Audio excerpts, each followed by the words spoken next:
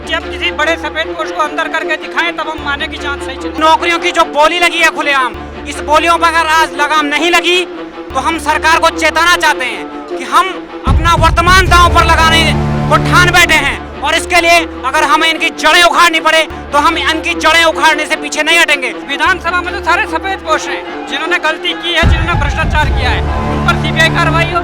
ये गवर्नमेंट को एक चेतना रैली है कि गवर्नमेंट चेत जाए कि जो 22 वर्षों से जो ये भ्रष्टाचार हो रहा था, इस भ्रष्टाचार को साफ करने में वास्तव में भी धामी जी का सहयोग तो है, परंतु ये सहयोग तब तक बना रहता है जब तक यहाँ पर हर एक प्रत्येक व्यक्ति जो गलत है उन पर कार्रवाई होगी या नहीं होगी, ये जरूरी है। और हम चाहते हैं कि वो चाहे डिपार्टमेंटल भ्रष्टाचार हो या ये सरकारी विभागों में जो भर्तियाँ हो ये भ्रष्टाचार हो, जो भी भ्रष्टाचार है ये मांगे सब एक बैनर पर लड़ी जाएगी और ये पूरा उत्तराखंड को इस देवभूमि को बचाने के लिए, भ्रष्टाचार की चुंगल से देवभूमि को बचाने के लिए। आज 22 वर्षों के उत्तराखंड में जो एक युवा वर्ग है, 18 वर्ष जो एक सामान्य उम्र होती है, किसी भी चीज को परिपक्व हम मानते हैं, तो 22 वर्ष का उत्तराखंड हो चुका है।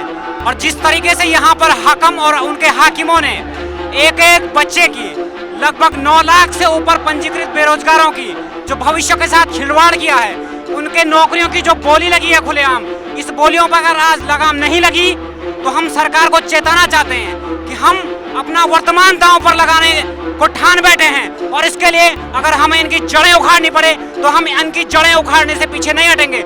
और ये आंदोलन सिर्फ परेड ग्राउंड तक नहीं, पूरे उत्तराखंड में एक जन आंदोलन बनेगा और बॉबी भाई को हम कंधे से कंधा मिलाकर खड़े हैं। पूरा उत्तराखंड आज बॉबी है और उत्तराखंड एक बात संदेश बिल्कुल साफ है, बिना सीबीआई के नहीं मानेंगे। देखिए, अगर सफेद पोस्ट अंदर नहीं होते हैं तो सीबीआई जांच जरूरी है। एसटीएफ किसी बड़े सफेद पोस्ट को अंदर करके दिखाएं तब हम माने की जांच सही चले। विधानसभा में जिस तरह से अपने लोगों को लगाया गया है, बिल्कुल, विधानसभा में तो सारे सफेद पोस्ट हैं जिन्होंने गलती की है, जिन्होंने भ्रष्टाचार किया है, उन पर सीबीआई कार्रवाई हो। और उन्हें इसके बाद क्या होने जा रहा है बॉबी भाई, जरा बताइए हमारे दर्शकों को। देखिए, इसके बाद ये साफ संदेश है कि ये परेड ग्राउंड से शुरू हुआ आंदोलन पूरे उत्तराखंड में इसे फैलाएंगे और ये यहाँ तक सीमित न रहते हुए इसे जन आंदोलन बनाकर लड़ा जाएगा। अगर कोई चीज़ दिल्ली के क्षेत्र में होती है जहाँ पे बीजेपी रूल नहीं कर रही है, वहाँ पे ईडी सीबीआई एकदम से प्रभावी हो जाती है। लेकिन उत्तराखंड में तो डबल इंजन की सरकार है, तो मुझे लगता है कि अगर यहाँ पर ईडी और सीबीआई का इंटरवेंशन होता है तो चीज़ें पारदर्शी तरीके से होंगी। एसटीएफ का एक राज्य सूची का विषय है पुलिस, तो जो एसटीएफ है वो उस तरीके से जांच करेगी, लेकिन हाँ उसका क्षेत्र उतना विस्तार नहीं है। हाकम सिंह ने भी धांधलेबाजी करी है। यहाँ से पहाड़ से, कुमाऊं क्षेत्र से, गढ़वाल क्षेत्र से यहाँ से कितने लोग पढ़ने आ रहे हैं, इतनी मेहनत कर रहे हैं। उनके माँ बाप दिन रात खेतों में काम करके अपने बच्चों को यहाँ पर पढ़ा रहे हैं, खून पसीना एक करके।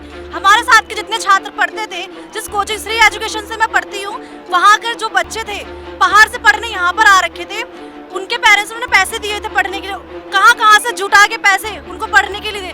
जब उन्हें पता चला कि ये पेपर में धांधलेबाजी चल रही है, पता नहीं कितने लोगों ने 15 लाख, 1-1 लाख, 5-5 लाख, पता नहीं कितने लाख रुपए देकर पैसे के लेकर पेपर के बलबूते पर हाई पोजीशन ली है। कि 4 और 5 दिसंबर को जो स्नातक स्तरीय परीक्षा कराई गई, इस परीक्षा के होने से पहले ही ये डिसाइड हो चुका था कि किसका सिलेक्शन होना है, किसका सिलेक्शन नहीं होना है। तो जब इस परीक्षा की पारदर्शिता, गोपनीयता, शुचिता सब बाधित हो चुकी है और माननीय मुख्यमंत्री जी ने इस चीज़ को बोला भी कि जिन परीक्षाओं में गड़बड़ी के साक्ष्य मिले हैं, हम उन परीक्षाओं को दोबारा से कराएंगे, छात्रों के साथ अन्याय नहीं करेंगे। जो पूर्व से भी ऐसे ही होता आ रहा है। तो हमारी एक ही मांग है, माननीय मुख्यमंत्री जी आप शेड्यूल कर दीजिए, आप आयोग से कहवा दीजिए कि हम आपके पेपरों को दोबारा से पारदर्शिता से कराएंगे।